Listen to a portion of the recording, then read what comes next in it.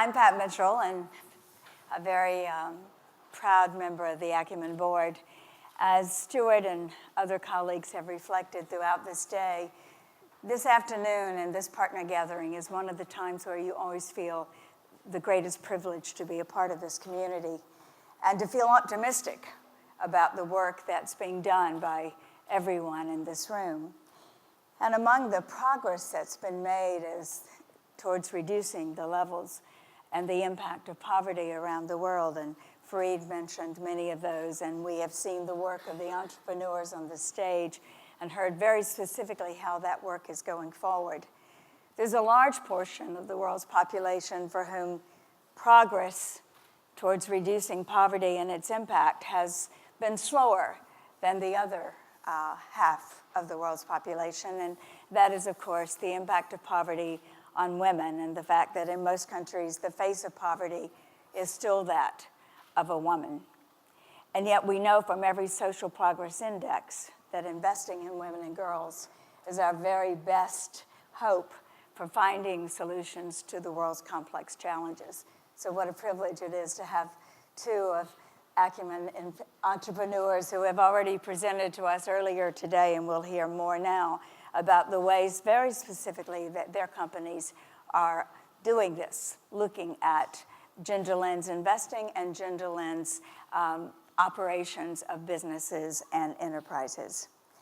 So Acumen wanted to take a deeper look at this issue of gender lens investing and commissioned a report called Gender Lens Investing and how Acumen companies are catalyzing solutions to poverty.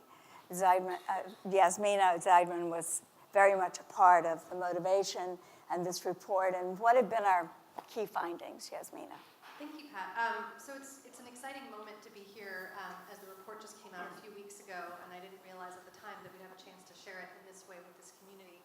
And the report really started with an idea that there's such an important conversation going on now about the role of women in development, both in terms of women who are driving development, but also how women are impacted by it. And I felt like Acumen could just do more to understand where we are in that conversation. So really in a spirit of openness to say, why don't we learn from our own work, where our companies are impacting women and how gender is reflected in the work that we've done in our portfolio. And really in the title of this presentation, it's women in the portfolio not only as the entrepreneurs, and we have two here with us, but also as producers, as parts of the management team, as consumers, as part of the entire value chain. So we worked with the International Center for Research on Women. This is the report. There's copies available outside and online if you don't feel like actually carrying one around with you. And what we did is we really looked at the entire value chain. How are women being integrated into the business model? From the leadership, from the policies of the company, from the way they employ and engage people throughout the process of production, marketing, distribution, and of course as consumers, how women are benefiting from products. The key findings were, I think, that there are some major gaps in the knowledge that we have. And so as Sasha spoke about the ways that we're really strengthening the way we approach data, there are gaps in data everywhere that we're working towards, and certainly around gender. But what we also found was that a lot of our companies are either sort of by accident or very intentionally integrating women into how they do their business. And we'll hear a little bit about what that looks like. But I think the big takeaway is that looking at gender can you experience it either as a constraint, as a barrier, where you see women who lack access to enough of a voice as a consumer, lack access to finance, often can't leave their homes to engage in the economy or in the world. And that creates a real challenge for an entrepreneur building a business in terms of how they get talent, how they reach their customer. But there's another lens, which is that engaging women creates a huge opportunity. And I think entrepreneurs are finding that as they become more sensitive to this issue, they're finding new ways to create better products, reach more customers, and build the sustainability of their own business. So I think that's the lens that we want to apply, is what are the opportunities to integrate gender in ways that can support the objectives of these companies, to deepen their impact, deepen their sustainability. So we're just at the beginning, but already learning so much. And we learned so much earlier from Marta and Gayathri, who were here on the stage before telling us about LaborNet and Wasi Organics. Could I ask you both to think on your personal story, because one of the findings of this report and many others, that it is that access to financial capital, to the global economic marketplace, that is still a consistent barrier for women in many places. How did that challenge play out for you, Gayathri? To be very honest, I don't have a sob story to give. That's good news. You know, as I said, I came from a very middle class family where opportunity was equal. So till I was in Lebanon, I raised the capital in Lebanon, also first capital, fairly easily. So I didn't face, personally I didn't face any issues. But I think the issue we faced was when we wanted to recruit people. So I suddenly found that, you know, the team, women weren't taking leadership positions. And that came as a major shock to me because there are very educated women in India. I couldn't understand why they weren't taking it. And then I realized that it's a lot to do with the way in which you arrange your organizational structure. So flexible working hours, not coming to office, whole lot of things that we had to change. And we were a completely male-dominated organization. So I was the only woman. We were working in male-dominated areas. So it was very difficult from that perspective to change the organization. You know, today we have, you know, both the what we call the P&L leaders as well as the sales head are women, highly educated, left their jobs because they didn't want to, you know, sacrifice family and I found that they had a big challenge. At the lower level, it was all about security, personal security. India, I mean, it's common knowledge, so I'm not saying anything which is derogatory, but personal security for women is a big issue. Rape is a big issue, molestation is a big issue, so how do you ask people to go out in the evening, talk to communities? I think they were big issues. So I think, and they were males that we were dealing with. So I think that's where I really found the challenge to build an organization with equal number of men and women was a big challenge. And today I think we were, compared to where we were in 2006, we've reached the point where we are about 40% women and 60% men. So it was just, while I was there, it was complex. And Gayathri, may we come back and revisit some of those challenges and the way in which you very specifically have addressed them. Marta, we heard the story of your company and the success and impact that it's having. And in so many Acumen companies, the entrepreneurs and the innovations are clearly bringing needed services to women. How have you integrated women into the business of Wasi Organics as well as into the services you provide? Well, we, at Wasi Organics, we have actually... Hold your mic a little closer. Oh, okay. Okay, so it didn't happen by accident. It was on purpose. We're majority women because I thought for two reasons. One, tackling inequalities needs to start at home. So we just decided to give equal opportunities to women and men, and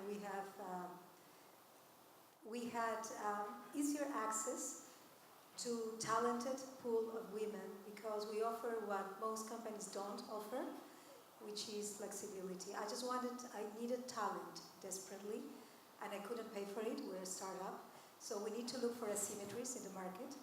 And the asymmetries are where you have a lot of talent that is unable to get a proper job because they cannot work standard hours, and because very few companies in Peru are forward-thinking enough to notice that and to see that that is an amazing resource that they just need to tackle. So we were very, very lucky because of that, and we just went for those asymmetries and found amazing talent, and we just told them, look, how many hours can you work? And how do we put the puzzle all together, and it's working out fantastic. So Gayathri, you mentioned some of the challenges that women face to assuming leadership positions, management positions in companies, and to make it a sustainable business. That point of view has proven to be important for you. What have you done specifically in terms of company policies to provide the security and safety? You mentioned childcare, flexible hours. I think at the leadership position, what we've done is we've made it outcome-oriented. So I think, so we've made it outcome-oriented, and I think that has helped a lot. So it's not where you work from, but how you get the work done, which is the important one. I'm afraid childcare, we've not been able to do much. Space is a big premium and we can't pay. So I think that's probably worked in our favor because our office is really not something we invested in. So we're like, don't come to office, we're good. So they're working out of home, it works for us. So I think from that perspective, it's worked there, so they're with their children.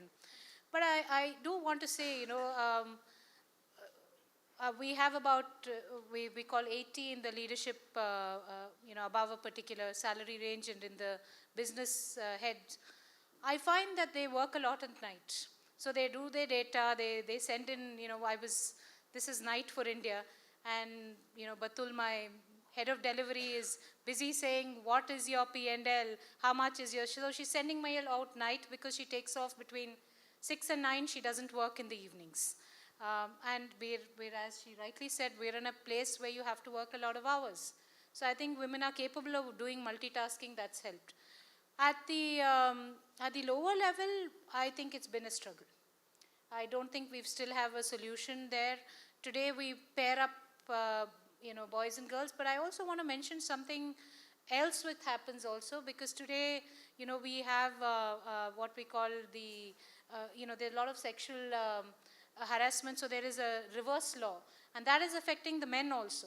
So men are also scared to go with women, so we're battling that. It's not an easy, there are false allegations also. So I've faced that with 2 of our male employees too. So it's not a one-way street. The gender is a complex game, is what I've realized, and we don't have an answer yet. And what differences have you observed by the fact that you are making these accommodations, making it easier, more feasible for women to both do their work wherever they can do it? What is the positive impact on the business? They don't leave us. Attrition is less. I think they appreciate that. They're also highly qualified. Let me just make that comment. I mean, they could probably get a job in most corporates at triple the salary, if not more. So I think they appreciate being in a challenging environment. Being there is something that they appreciate. But I think I want to mention that at the lower level, we haven't really made an impact. So I think that's something that also I would like to sort of put my hands up and say it hasn't worked really. But for the people we train, it's still a challenge. The beauticians, apparel, leather, significant amount of women in the last 1.5 years. We've gone into sectors, gone consciously and trained women. And capital is an issue, security is an issue, career progression is an issue. So I don't have the answers. In spite of the challenges, Marta, you said you didn't do it by accident, you did it on purpose. And you did it on purpose because you believe it makes a positive difference in your business as well as the services you provide. Yes, absolutely. When you give someone, irrespective of whether it's about gender or any other type of diversity, if you give someone an opportunity that he or she couldn't find anywhere else, they become much more committed. So at the end, it's a virtuous circle. And it's not about, I know today you were talking about gender, but I'm a firm believer on diversity and how diversity enhances any outcome in a company, any outcome.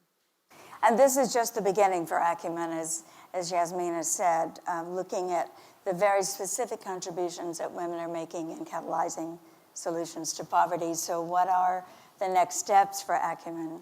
Well, one thing I want to mention, the report that we have, in addition to providing kind of a framework for thinking about how gender can be integrated across the business, which again looks at leadership, but also looks at product design and employment opportunities and how women are engaged as producers and consumers, that the stories and ideas and inspiration and a lot of the innovations and breakthroughs are coming from our male entrepreneurs as well. So this is really equal opportunity for gender integration. And in fact, Peter, who's here, is also featured in the report. We have a series of 7 case studies. And I think we're finding that there are ways, some that are really just immediate ways that make sense to support the business goals, and others that require longer-term investments. But both that can lead to really meaningful impact for the company. And so I think what's next for us is to better understand what are the ways in which gender can impact the success of our companies, the success of our investments. I think focusing more on the data, but also really on partnering with the entrepreneurs who see this as a priority. So how can we help them accelerate the progress that they're making when they feel and they've identified that engaging women throughout their business at the leadership level, in the production process, and as consumers is core to their strategy? Is there more that we can do? I think we're going to have a learning process. We've developed a diagnostic tool with the International Center for Research on Women that allows any entrepreneur, any impact investor to actually look at an enterprise through this lens. How is gender being integrated? And can reveal kind of hotspots of where there might be gaps or opportunities. And my hope is that as an investor, as a partner to this sector, Acumen can begin to offer more of a platform for doing more in this space. So we'll be hosting an event on December 3rd to do a deeper dive into what we learned from the report with another entrepreneur presenting and leaders in the kind of gender lens investing space. So really want to continue the dialogue, go a little bit deeper, and start to hear from other people who've been doing more work in this space, who've done more investing, more efforts to empower women entrepreneurs. And we're also, just for those of you who want to continue the conversation today, at the end of the partner gathering around 5:30, we're just going to gather at the couches near the entrance because some of you, I think, will feel like you want to do a little bit more Q&A, maybe share some ideas with me, and I just didn't want to miss that opportunity. So do come approach me there or reach out to me, and certainly join us on December 3rd if you can. But again, it's the beginning. We really want to learn with our partners. It's why we got to where we are today. People like Cartier, who funded the report, board members like Pat, Goldman Sachs, who've all been kind of subtly encouraging us to think about how this issue could really support what it is we're trying to achieve. Final words for the investors as well as the entrepreneurs who are with us today from Marta and Gayathri. I would say... Advice, and hold your mic, please, so that we might hear all the words of wisdom. More than final words, just to share with you that in my case, it was very different than yours, Gayathri. I had it tough, as tough as you can imagine, being a woman in a male-dominated, because Latin America still, and Southern Europe same, so I'm half Spanish, half Peruvian. But that, I'm so very grateful because of that today, because if it weren't for that, I wouldn't have taken my MBA, I wouldn't have worked harder, I wouldn't have learned more. So in a way, it helped me become being able to do what I'm doing right now. Having said that, I don't want every woman to go through that. So I absolutely believe that that equality comes from everything. So if we want to have this flag of fight inequalities, start at home. Start little. Start wherever you are, and offer equal opportunities to talent. Gayathri, any final words of advice? See, as I said, I didn't personally face it till I started LaborNet and started working on it, but I've realized how tough it is for others who could, come from the same kind of situation. And I mean, hats off to those people. Organizationally, I think it's very. I have faced problems and it's very difficult. So I think there is an investment. It's not, we can't take it away. Simple things. Do we have separate toilets? Sounds very easy, but it's 15,000 rupees more. And it's a cost head. Are you going to take that? Are you going to put lights on this stairways for women to go? There are small things, but it's all expenses. So how do you integrate it for your structures? As far as the, our trainees are concerned, it's a whole different world. I think there's no gender equality. There is inequality of magnitude I can't even think of. We have a ways to go, but thank you very much for the work that you're doing, the goods and services, but the way in which you are integrating women into a sustainable development business and a business that is serving and reducing poverty. And Yasmina, we all look forward to December 3rd, the next event, and to the dialogue that hopefully will begin today and continue as Acumen looks at the leadership and the impact that we can have looking at entrepreneurial solutions to poverty through a gender lens. Thank you.